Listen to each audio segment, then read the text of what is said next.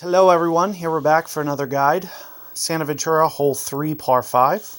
Wanted to go over just kind of how to play this. You've probably seen what I do multiple times, but I just want to kind of slam it home here. One of the biggest things that I do is just kind of, especially with quarterback as my driver, I'll just kind of play this about 3 rings over and just play it, very, very methodically out into the center of the fairway, as opposed to getting aggressive, trying to go around the corner, stuff like that.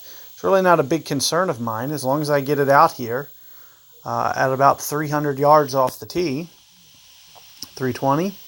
That should be, more than enough to get it to, ideally I like to have a sniper, but I'm going to have a guardian that I'll be able to use and be able to easily get to the green without having to go overpower.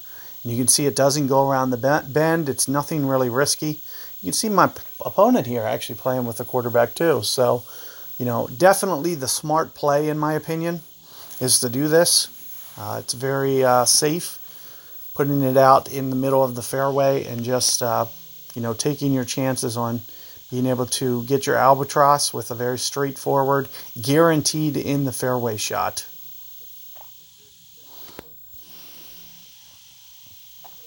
So there you can see my opponent puts it out basically the exact same spot, a couple yards past me.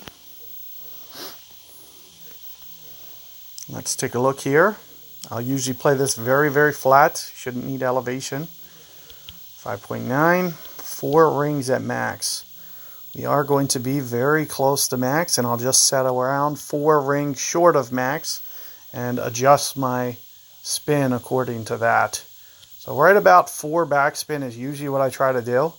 You can see with what I'm doing with my ball guide, just kind of offsetting it, keeping it just a little bit deep. When I actually play the rings here, it should help to compress the guide a little bit. Here you can see that it is going to be very close to a 4-ring adjustment here.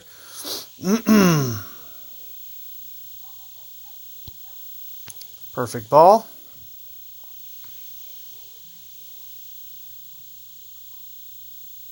Coming in and just edging. If you could see, I wasn't quite, if you want to see what I was trying to do with the ball guide there, with the ball positioning in the circle, you could see when I was adjusting my rings, I didn't quite factor in enough. I could only get it to about 3.8 rings or so, if you could see that. So I was trying to add a little bit of power and a little bit of curl to make up for the adjustment that I couldn't do because I didn't quite factor in enough. But you can see with the way that I play those shots is I try to size it up. I find max, and then I pull back to, what I estimated was about 4 rings. I was a little bit light. And then I just used that max ring a number and pulled two max with my adjustment. So hopefully that's a very useful tip for you. Here you can see my opponent, Sniper 9, going to have an advantage on this. Could potentially have an advantage on the shootout as well. We'll just have to see. They're kind of a mixed bag. The reason that you see me playing with Guardian is because I really need the backspin to be able to compete with Sniper. Ideally, if my opponent has a Sniper, I'd rather him have a Sniper 7 because I'll have the capability to hit a shot that he won't. But he'll be able to hit an excellent shot to pretty much any par 3 shootout that they can give us, and be able to also, have that extra ball guide and accuracy that I just don't have. So I'm going to have to be very spot on with mine. But I do recommend, early on, you're not going to have really a choice.